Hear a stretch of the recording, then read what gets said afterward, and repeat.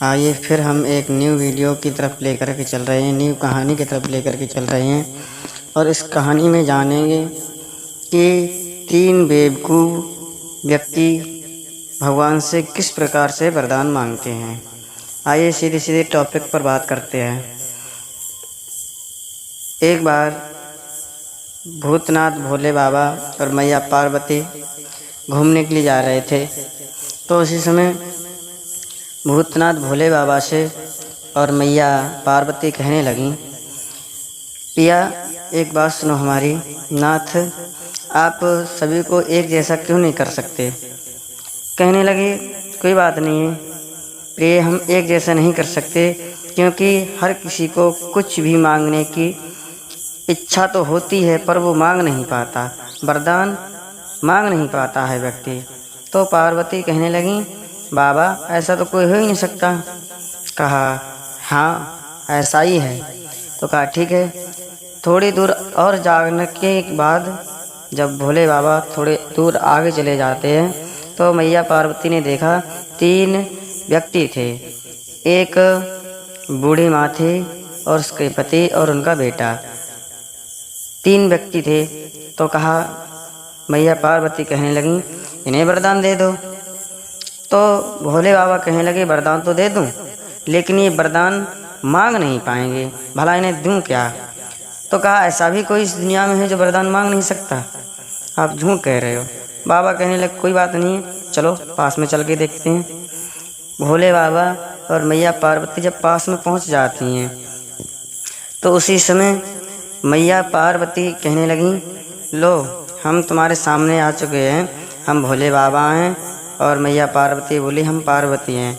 आप एक काम करो, हम तुमसे प्रसन्न हैं, आप हमसे कोई वरदान मांग लो। भोले बाबा से कहने लगा वो बूढ़ा व्यक्ति, हाँ कभी तुम्हारे जैसा भी भोले बाबा होते हैं। बाबा कहने, हाँ हम सच में भोले बाबा हैं, अब हमसे वरदान मांग लो। तो बूढ़ा व्यक्ति कहने लगा, मैं नहीं मांग सकता, अगर मांगे तो हमारी पत्नी मांग सकती हैं। तो इतनी बात कहने के बाद वो बुढ़िया कहने लगी, हाँ अगर तुम सच में भोले बाबा हो तो हमारा बस छोटा सा कहना कर दो। वो क्या है। कहा, हम अपने इस बुढ़ापे के शरीर से बहुत तंग हैं, बड़े परेशान हैं, एक काम करो हमारे लिए नवजवान बना दो। भोले बाबा ने कह दिया, तथास्तु ऐसा ही हो। आज वो नवजवान करने के बाद आज भोले बाबा कहने लगे, ठीक है। तो बूढ़े व्यक्ति से कहने लगे, अब आप वरदान मांग लो, एक एक वरदान हम तीनों व्यक्तियों को देना चाहते हैं।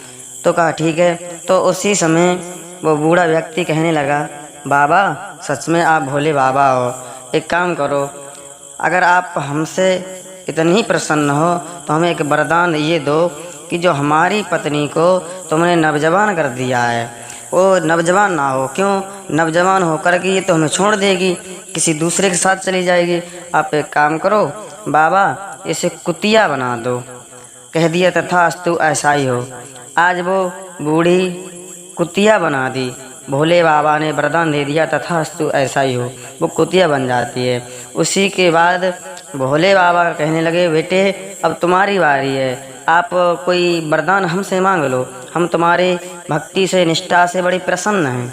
उसी समय वो व्यक्ति का बेटा जो बचा था वो बेटा कहने लगा, बाबा भोले बाबा आप सच में भगवान हैं, एक काम करो, अगर सच में भगवान हैं तो जो हमारे पिताजी के कहने अनुसार तुमने हमारी माँ को कुतिया बना दिया है वो कुतिया नहीं रहे, बल्कि जैसी थी बूढ़ी वैसे ही बूढ़ी बना दो। आज भोले बाबा ने तथास्तु कह दिया। कहने का मतलब तीनों ने वरदान मांग लिया और वरदान मांगने के बावजूद भी वहीं की वहीं रहे। कहने का मतलब समझदारी से काम लेना चाहिए।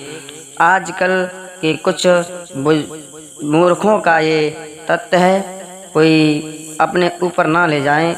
और मैं तो यही कहना चाहूँगा, इस वीडियो को लाइक, सब्सक्राइब, कमेंट, शेयर करें। अगर हमारी इस वीडियो अच्छी लगे, कहानी ठीक लगे तो ज़्यादा से ज़्यादा लोगों में शेयर करें। जय श्री राधे, जय श्री कृष्णा।